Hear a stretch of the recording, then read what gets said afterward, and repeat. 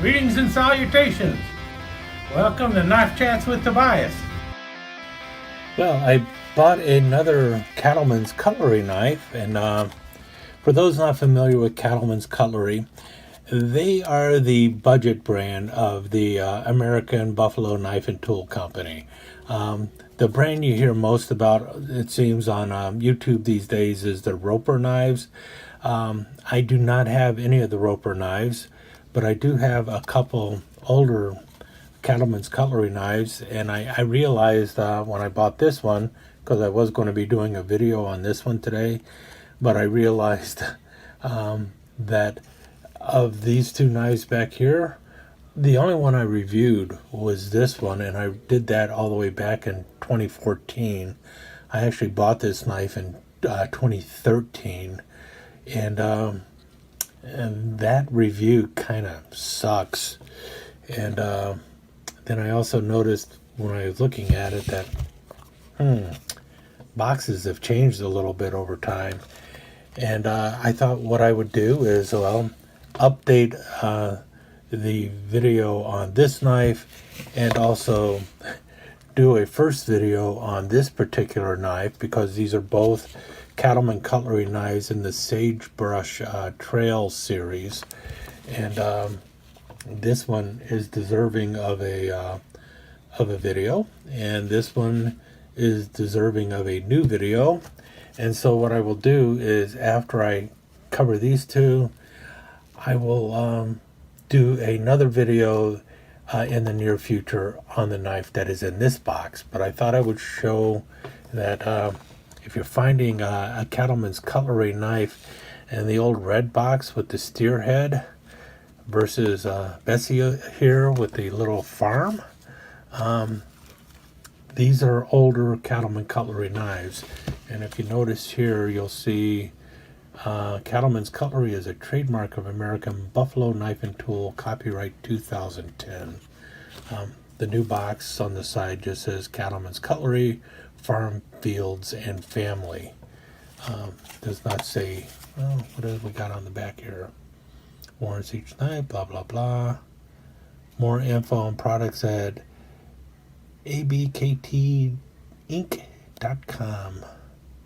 Oh, and there you go. Global Trading and Agents Incorporated is a Tennessee business, DBA, American Buffalo Knife and Tools. And I'll go a little bit into that before we go into these knives here. But I just thought I would start off by showing you the differences in the older boxes versus the newer orange box. And then we'll talk about these knives after we talk a little bit about American Buffalo Knife and Tool. So, as you saw in the box there, 2010 is the copyright for Cattleman's Cutlery. I believe the trademark, they were issued a trademark for it in 2010 as well. And I think the Roper knives also got their trademark in 2010. But the Global Trading Agents, which are located in Sweetwater, Tennessee, they have been around since 2006.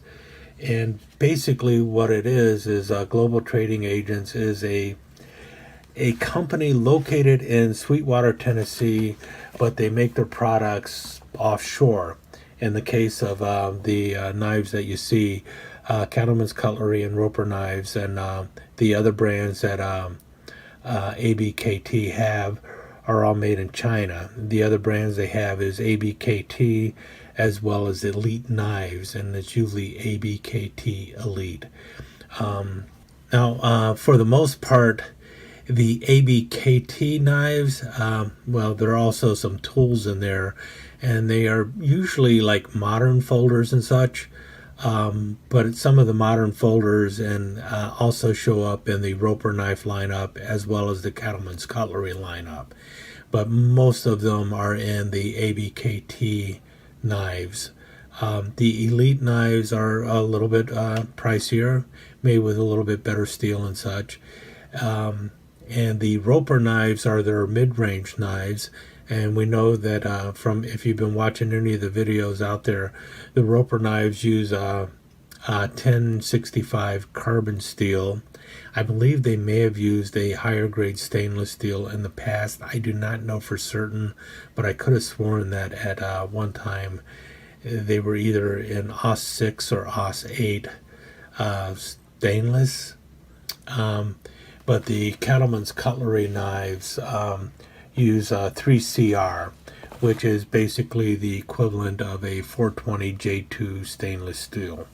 So basically, the Cattleman's cutlery knives was their budget line, or is their budget line of knives. The Roper knives was supposed to be their mid-range knife, and then the ABKT knives were their modern knives, their fixed blade knives, and so on and so forth.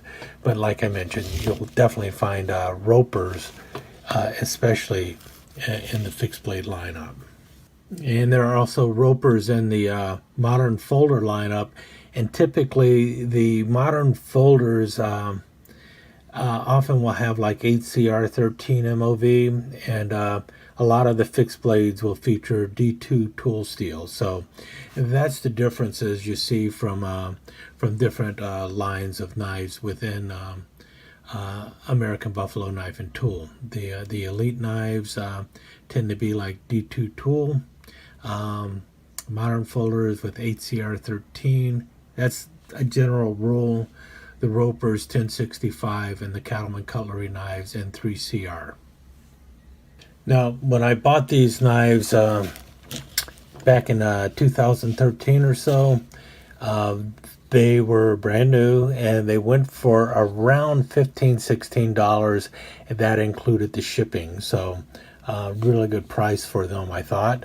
When you get a knife like this for $15 shipped, even back then, that was not a bad deal. And they're both really well-made knives.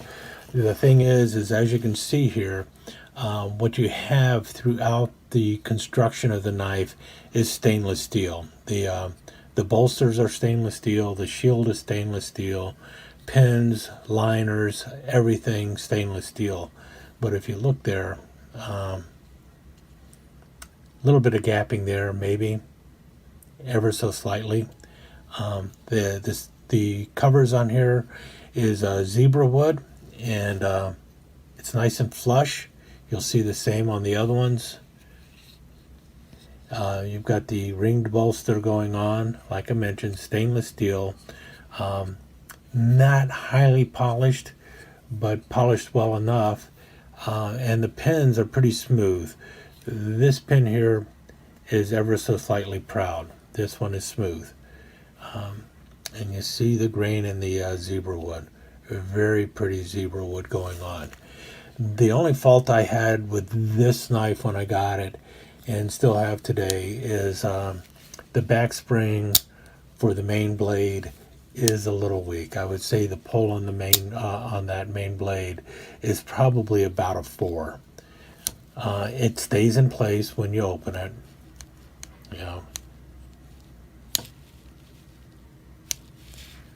And you're talking 3CR13. 3CR, that's all they called it. So like I said, 420J2. See right there, Cattleman's cutlery. And on the other side, where it's made, which they just simply listed as PRC, so People's Republic of China. Then you got a relatively thin but very functional punch on here, and that's because it's got a really nice bevel to it. I have used it cutting into wood and also pushing a hole through leather, and it worked quite well. I thought it would bend or break, but it didn't. It also is not loose. It's nice and tight. The main blade, also nice and tight. You got a really good can opener. I have actually used the can opener. It worked fine. It is also nice and tight. The other blades, I would say they have a pull of about 5 or 6 on them. The only blade that was kind of weak was the main blade. And you got your cap lifter screwdriver here. Like I said, satin finish on all the blades, and you have a clevis which is kind of tight, which is good because it stays out of the way of the main blade. So all in all, I was really impressed with the knife when I first got it, and here it is, 9 years later, and I still really like the knife. All in all, for the $15 I paid for it, is really worth it. And I actually like the way they have the double C cut out and then fit it into the wood there. It's nice. You can feel it. But it is smooth. And this was in the Sagebrush Trail line, and this was known as the Trail Scout. So the Sagebrush Trail Scout. And the next knife back here, also in the Sagebrush Trail. They still have the Sagebrush line out, but these two knives are no longer available in it. And this one is actually a take-apart knife similar to the Case Hobo knife. And it's pretty cool. Again, you have the double C there. Stainless steel throughout. Again, it's all 3CR, so you're not going to have to worry about rust or anything. And it'll be easy to sharpen and also easy to get dull. And like I said, it's a take-apart knife, but you can't take it apart that easily if it's all closed up. The way you take it apart is you open up the fork with the bottle opener, and then you can push back and the knife comes apart, and you have this side of the knife, and you see the holes here. They match up with the pins on here. Slip it in there, pull it back, and it'll stay in place as soon as you close it because of the fork. See how the fork comes down there? The little portion of the can opener gets in the way of the pin, so the pin will not move forward. So it's pretty cool. It is just a straight fork, so it's good for poking and stuff like that. I guess you could get a frog with it if you wanted to, but it's really there for, poking your potatoes or poking a chunk of meat and then putting it in your mouth. And you've got the zebra wood handle, and then on the other side you have the long clip blade, and you see there Cattleman's Cutlery, again PRC, and so you have the two parts you need for cooking or eating out on the trail. And this was known as the Chuckwagon. So the Sagebrush Trail Chuckwagon hobo knife. It's really a cool knife. It comes apart really well, but more importantly, it goes together quite well. And when it is together, it is really firm. A little bit of a weight to it. You also see these with an added spoon. They did not make one with the spoon. They only made one with the fork and main blade, which I think is more than adequate, especially because of the way it comes apart. So bring your spoon and bring your Chuckwagon with you, and you're pretty much all covered. You have every eating utensil you'll need. And if you have the Trail Scout with you, you got a great matching set of tools that would really help you out on any kind of camping trip. So, like I said, the Sagebrush Trail is still around. The line of knives with the zebra wood handles and the CCs in the wood. But these two particular knives are no longer being made by them. So I guess if you can find one, that's great. The original offering price was around $12 to $15.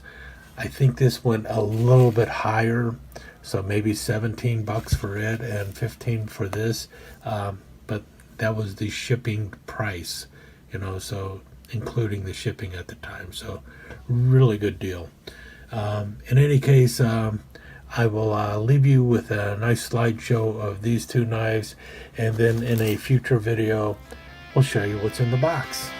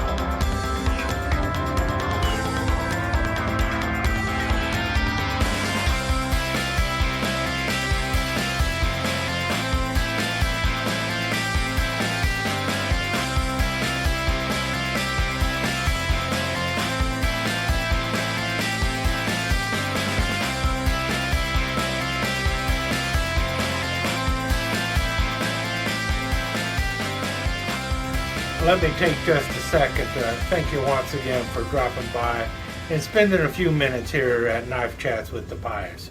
I really do appreciate it, and I do appreciate any comments that you leave.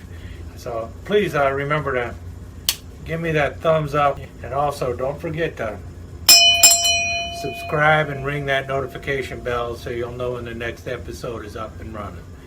Thanks again for dropping by. Really do appreciate your time here.